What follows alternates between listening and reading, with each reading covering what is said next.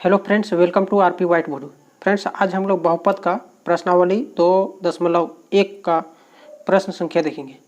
Friends, इस प्रश्न में कहता है कि निम्नलिखित व्यंजकों में कौन कौन एक चर में बहुपद है और कौन कौन नहीं है, कारण के साथ अपने उत्तर दीजिए। तो फ्रेंड्स, यहाँ सबसे पहले ध्यान दीजिएगा, एक चर बात कर रहा है, एक चर में बहुपद होना चाहिए। तो चलिए फ्रेंड्स, प्रश्न संख्या इसका ए में देखते हैं। 4x² - 3x + 7 ये एक चर में बहुपद है या नहीं है। चलिए कॉपी पेन पर आपको बताता हूँ। फ्रेंड्स, मैंने यहाँ प्रश्न को लिख लिया, 4x² - 3x + 7। तो यहाँ देखिएगा फ्रेंड्स, यहाँ चर जो है मेरा x है और सिर्फ एक ही टर्म में है, यानी x है, x के अलावा दूसरा चर नहीं है। तो यहाँ x² है और बहुपद होने के लिए क्या शर्त है? तो बहुपद होने के लिए जो चर पद है उस पर हमेशा पावर जो होता है होल नंबर होना चाहिए। यानी होल नंबर के मतलब, कहने का मतलब हो गया आपका होल नंबर जो होता है बहुपद में, वो होल नंबर आपको इसके पहले वाला नंबर सिस्टम में मैंने बता चुका है। होल नंबर यानी पूर्ण संख्या होना चाहिए। होल नंबर मतलब पूर्ण संख्या। तो 0 से स्टार्ट होता है, 1 2 3 4 5 6 एंड सो एन, मतलब ये लगातार चलते चला जाएगा। इसका मतलब ये हुआ कि जब भी एक एक्स यानी चर पर पावर होगा वो होल नंबर होना चाहिए। होल नंबर अगर नहीं है तो वो बहुपद नहीं होगा। तो चलिए फ्रेंड्स, यहाँ देखिए, यहाँ क्या है, एक्स पर पावर जो मेरा होल नंबर है, यानी होल नंबर मतलब कहने का मतलब 2 है, यानी 2 है। यहाँ पर भी एक्स पर पावर कुछ नहीं है तो इसका मतलब 1 है। तो इसको कह सकते हैं हम लोग 4x² - 3x + 7। ये क्या है मेरा फ्रेंड्स? ये एक बहुपद है मेरा। तो यहाँ लिखेंगे ये 4x² - 3x + 7 एक बहुपद है, बहुपद है। तो कारण अगर देंगे तो कारण क्या लिखेंगे फ्रेंड्स? कारण चूंकि चर पर पूर्ण संख्या है, चर पर घात पूर्ण संख्या है, पूर्ण संख्या है। ये मेरा पहला आंसर हो गया। चर पर जो घात है मेरा पूर्ण संख्या है। चलिए फ्रेंड्स, इसका दूसरा पार्ट, प्रश्न 1 का भाग बी देखते हैं। यहाँ देखिएगा फ्रेंड्स, भाग बी में कहता है y² + √2 है। तो इस क्या है, बहुपद है, एक चर में है या नहीं? चलिए बताते हैं आपको। तो यहाँ भी प्रश्न में आप देखिएगा फ्रेंड्स, चर जो मेरा y है और इसके साथ नहीं है, सिर्फ सिंगल है।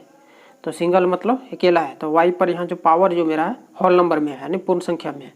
तो यहाँ से ये हम कह सकते हैं आंसर y² + √2 ये मेरा एक बहुपद है, एक बहुपद है। कारण दीजिएगा तो चूँकि ये घात पर इसका y पर जो घात है जो पूर्ण संख्या है, यानी पूर्ण संख्या का मतलब 2 है। तो ये कारण में आपका हो जाएगा। तो ये यही वाला यहाँ लिख लीजिएगा, चर पर घात पूर्ण संख्या है। तो आप समझ गए फ्रेंड्स, ये भी मेरा बहुपद हो गया। चलिए फ्रेंड्स, अब इसका भाग सी देखते हैं। फ्रेंड्स, भाग सी में आप ध्यान से देखिएगा, प्रश्न में यहाँ थोड़ा सा मिस्टेक है, किताब में प्रिंट और ओरिजिनल प्रिंट जो है, यहाँ इसमें 3√t है, 3√t है प्लस t√2 है। ये आप ध्यान देखिएगा, प्रश्न ऊपर वाला प्रश्न, ये यहाँ मिस्टेक है, इसमें रूट छूटा हुआ है, टी पे रूट छूटा हुआ है। जो ओरिजिनल बुक है उसमें आपको मतलब ये 3√t + t√2 है। अब इसको ध्यान देखिएगा। चलिए फ्रेंड्स, प्रश्न को लिख के आपको बताता हूँ। यहाँ देखिएगा फ्रेंड्स, यहाँ क्या करता है प्रश्न में, 3√t है प्लस t√2 है। तो इसका मतलब क्या है, यहाँ अगर यहाँ वेरिएबल टर्म देखिएगा, यानी वेरिएबल टर्म क्या हो गया यहाँ, मतलब चर जो है मेरा t है। तो t पर जो पावर जो अगर हम इस पर अगर इसको बढ़िया से ड्राइव करके अगर लिखें तो इसको t पर पावर, रूट का मतलब होता है हाफ होता है, प्लस t√2। ये मैं इसको वेरिएबल यानी इसको डिराइव करेंगे तो इस रूप में लिखाएगा। तो हम जानते हैं कि फ्रेंड्स, बहुपद होने के लिए पहला शर्त क्या है कि चर पर जो पावर होगा यानी घात होगा वो हमेशा पूर्ण संख्या होने चाहिए। तो इसमें पूर्ण संख्या नहीं है, यहाँ हाफ है, तो हम कह सकते हैं यह बहुपद नहीं है, यह बहुपद नहीं है, क्योंकि चर पर घात पूर्ण संख्या नहीं है। ये मेरा कारण हो गया और उस कारण के साथ उत्तर हो गया। चलिए फ्रेंड्स, इसका भाग डी देखते हैं। भाग डी में कहता है प्रश्न y + 2/y है। अब ध्यान से देखिएगा प्रश्न डी में, डी भाग में y + 2/y है। चलिए आगे प्रश्न में आपको ये बताता हूँ कॉपी पेन पे। यहाँ देखिएगा फ्रेंड्स, यहाँ जो मैंने प्रश्न को लिखा है y + 2/y, इसका मतलब ये हुआ प्रश्न में, इसको अगर हम यहाँ देखें इस पर कुछ नहीं पावर है प्रश्न में, इस पर नीचे y पर पावर अभी क्या है, कुछ नहीं तो 1 है। यहाँ भी देखिए, यहाँ कुछ नहीं है तो 1 है। दोनों जगह क्या हो गया मेरा +1 है पावर, कुछ नहीं तो 1 समझते पावर। इसको अच्छा से इसको आगे लिखते हैं फ्रेंड्स। अगर इसको ड्राइव करके अच्छा से लिखने की कोशिश करते हैं तो इस रूप में, ये देखिए बट्टे में जब होता है इस तरह, तो फ्रैक्शन में जब रहता है तो उलट जाता है, तो इसको ऊपर चला जाता है तो गुणम हो जाएगा, ये ऊपर चला जाएगा तो गुणम, यानी 2 × y पर पावर यहाँ 1 है तो ऊपर जाके यहाँ माइनस हो जाएगा, ये माइनस हो जाएगा। यानी कहने का मतलब हो गया y पर पावर 1 + 2y पर पावर -1 है, तो इस रूप में हो गया। तो यहाँ हम कह सकते हैं फ्रेंड्स, यहाँ पर देखिए, यहाँ चर जो है इस पर पावर तो पूर्ण संख्या है, लेकिन इस पर पावर जो पूर्ण संख्या नहीं है, यहाँ ऋणात्मक है। पूर्ण संख्या है लेकिन ऋणात्मक है, तो ऋणात्मक कोई भी चर पर पावर रहे तो वो मेरा बहुपद नहीं कहलाएगा। तो यहाँ कहेंगे फ्रेंड्स यह बहुपद नहीं है,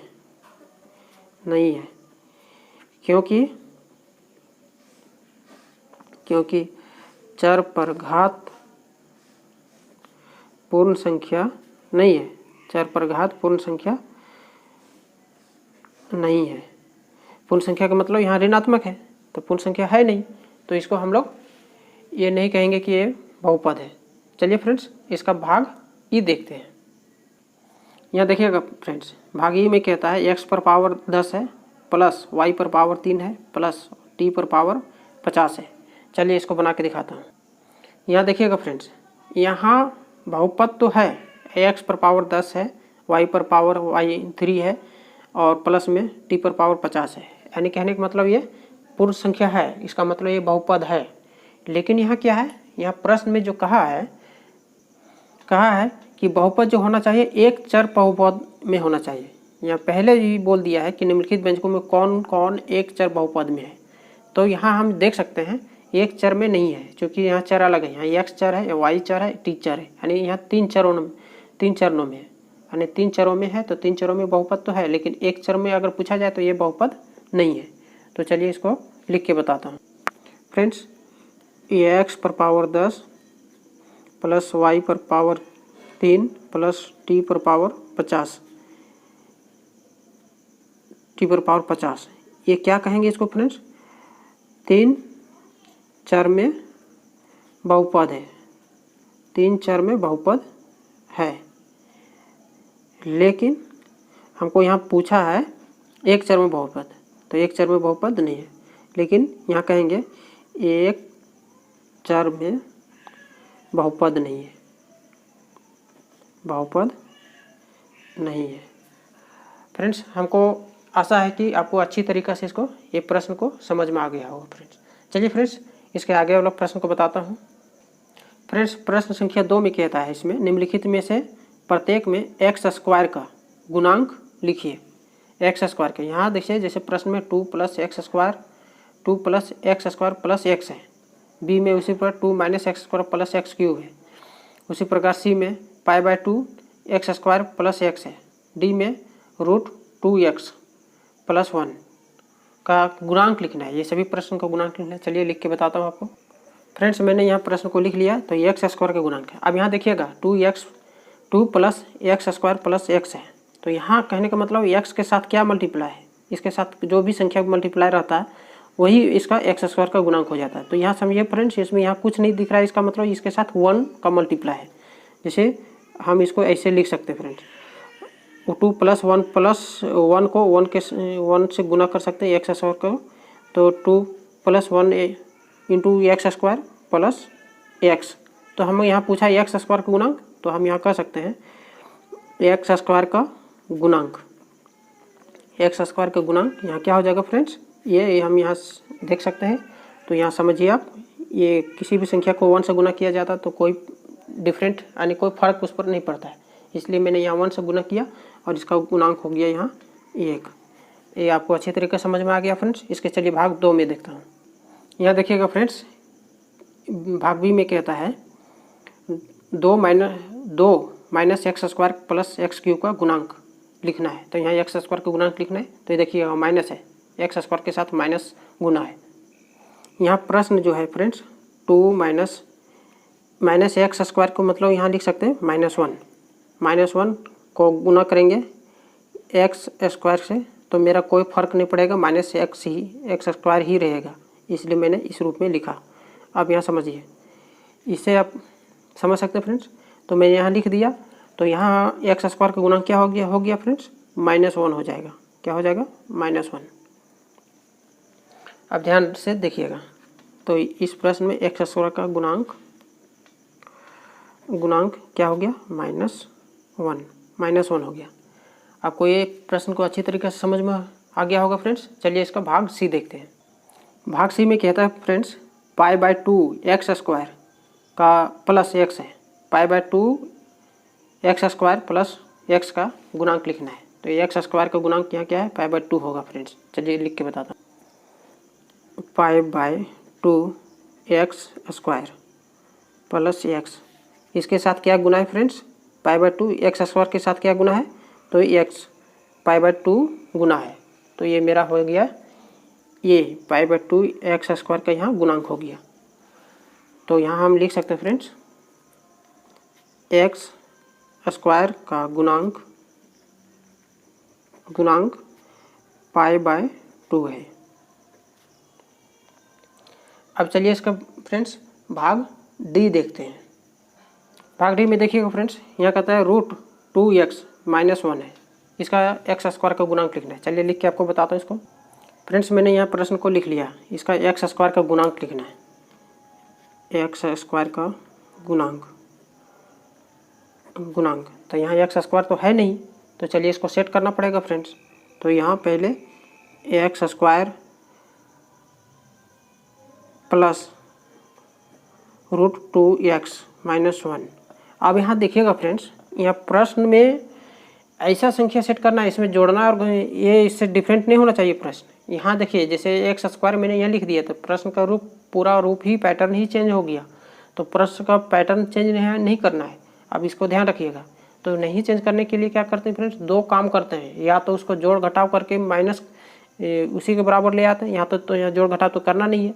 तो क्या करेंगे फ्रेंड्स, इसका गुणांक लिखना है, तो गुणांक लिखने के लिए क्या करेंगे, इसके साथ यानी एक्स स्क्वायर के साथ जो है ये 0 मल्टीप्लाई कर देंगे, तो मेरा कोई फर्क नहीं पड़ेगा, यानी प्रश्न पर कोई प्रभाव नहीं पड़ेगा। इससे आप क्या समझ गए, इसे समझने में आपको ये होगा कि अगर हम इस पर सिर्फ एक्स स्क्वायर लिखते यार वहाँ 1 से गुना करते तो इसका प्रश्न का प्रकृति ही चेंज हो जाता है, यानी ये प्रश्न का पैटर्न अलग हो जाता है, इस हट जाता है। इसलिए मैंने यहाँ क्या किया, एक्स स्क्वायर तो गुना किया लेकिन इसके साथ 0 गुना कर दिया, तो इस पर कोई प्रभाव नहीं पड़ा।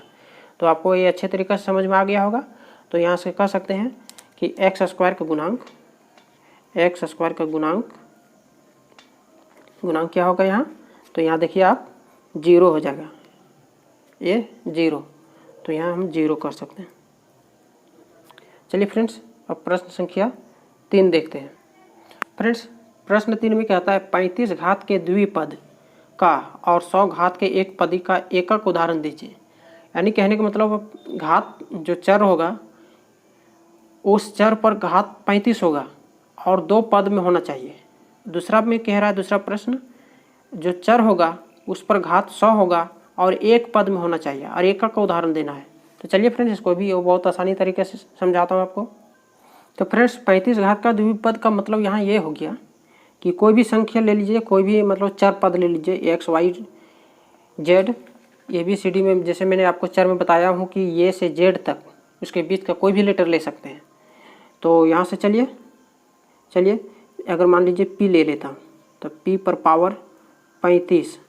अब कहता है यहाँ दो पद, एक पद तो मेरा हो गया पी पर पावर 35, तो एक और पद में दे देता हूँ इसका, चलिए 2p दे देता हूँ। ये मेरा दो पद में हो गया, ये आप समझ जाइए। इसी का एक पहला उदाहरण हो गया। दूसरा उदाहरण अगर लीजिएगा तो चलिए एक्स पर, आप एक्स पर ज़्यादा लोग समझते हैं तो एक्स पर उदाहरण देख के दिखाता हूँ आपको।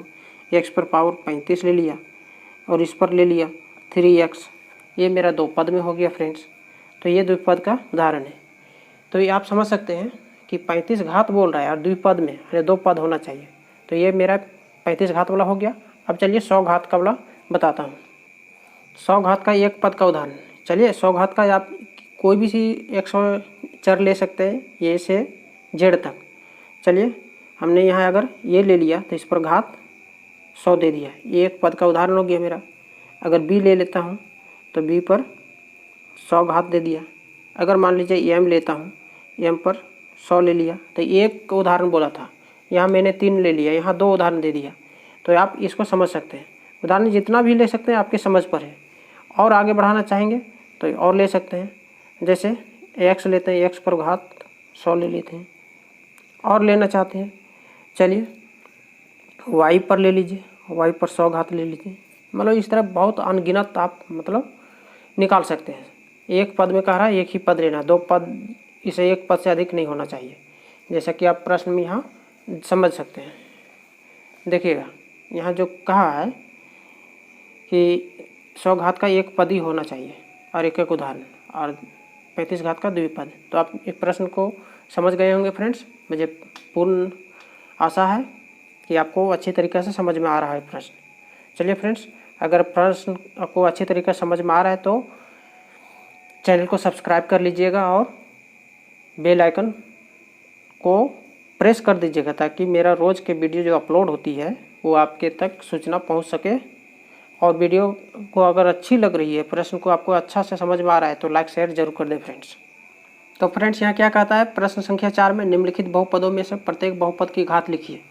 तो फ्रेंड्स इसके पहले वाला जो परिचय वाला वीडियो है मैंने उसमें बता चुका हूँ कि अगर बहुपद की घात लिखना हो तो घात लिखने के लिए आपको एक तरीका समझना पड़ेगा, जो कि कोई भी बहुपद हो तो उसमें मैक्सिमम घात यानी अधिकतम घात कितना होगा है, उसी का वही संख्या मेरा घात लिखाएगा। यानी यहाँ कह सकते हैं 5x² क्यूब है, 5x क्यूब है, 5x क्यूब है प्लस 4x² है प्लस 7x। तो इसमें x² है, इसमें क्यूब है, इसमें पावर 1 है। तो इसमें से मैक्सिमम घात जो है यानी अधिकतम घात 3 है। तो यही है मेरा यहाँ अधिकतम घात मेरा यहाँ 3 लिखाएगा। उसी प्रकार यहाँ देखिएगा ये बी में 4 - y² है, तो यहाँ अधिकतम घात मेरा यहाँ 2 है, तो यहाँ घात 2 लिखाएगा। यहाँ देखिएगा अधिकतम घात यहाँ रैखिक में आ गया, रैखिक बहुपद में, तो यहाँ टी पर पावर कुछ नहीं है तो इसका मतलब 1 है। तो यहाँ मेरा ये रैखिक बहुपद हो जाएगा और ये इसका अधिकतम घात 1 हो जाएगा। इस पे 3 में इस पर कुछ नहीं है तो मेरा इसमें कुछ नहीं है तो मेरा यहाँ इसका घात 0 हो जाएगा फ्रेंड्स। चलिए इसको अब कॉपी पेन पर बताता हूँ। फ्रेंड्स मैंने यहाँ लिख दिया, प्रश्न फिर लिख दिया, और इसमें क्या लिखना है वो भी मैंने लिख दिया कि बहुपद है, ये बहुपद मेरा दिया हुआ है और बहुपद का घात लिखना है। तो आपको अभी पहले मैंने बता चुका हूँ फ्रेंड्स कि बहुपद में जो अधिकतम घात, जो जिस चर पर अधिकतम घात होगा वही बहुपद का घात हो जाएगा। तो यहाँ देखिएगा ये 5x क्यूब है प्लस है 4x² है प्लस 7x है, ये तीनों में से सबसे अधिकतम घात क्या है, x क्यूब है। तो ये x क्यूब मेरा ये अधिकतम, यहाँ अधिकतम घात ये आपको लिख के बता देता हूँ, ये अधिकतम लिखाता नहीं है जबकि लिख के बता देता हूँ। अधिकतम घात यहाँ 3 है। तो बहुपद की घात पूछ रहा है, तो बहुपद की घात 3 हो जाएगा फ्रेंड्स। इसी प्रकार आगे अगला में इसका प्रश्न में देखते हैं फ्रेंड्स। यहाँ बहुपद की घात, यहाँ देखिए यहाँ y पर पावर 2 है, तो यहाँ बहुपद की घात क्या हो जाएगा फ्रेंड्स, बहुपद की घात 2 हो जाएगा। आगे चलिए इसका भाग सी में देखता हूँ। भाग सी में देखिएगा फ्रेंड्स, ये रैखिक बहुपद के रूप में है। 5t, t पर पावर कुछ नहीं है पावर में, तो इसका मतलब हम लोग क्या समझेंगे इसको, 5t पर यहाँ पावर 1 है -7 है। इसका बहुपद की घात क्या हो जाएगा, बहुपद की घात हो जाएगा 1 हो जाएगा फ्रेंड्स, 1 हो जाएगा। अब इसमें देखिएगा, इसमें कुछ नहीं है, इसमें जो चर की संख्या डी वाला भाग में इसमें चर है ही नहीं है, अचर पद सिर्फ दिया हुआ है। अचर पद मतलब फिक्स है मेरा 3। तो इसमें अगर हम इसको ड्राइव करके आगे बढ़ा सकता हूँ, कोई भी अचर पद डाल सकता हूँ। तो कोई भी अचर पद, चलिए मान लीजिए x लेता हूँ, x लेता हूँ +3, 0 बोल रहे हैं, x +3।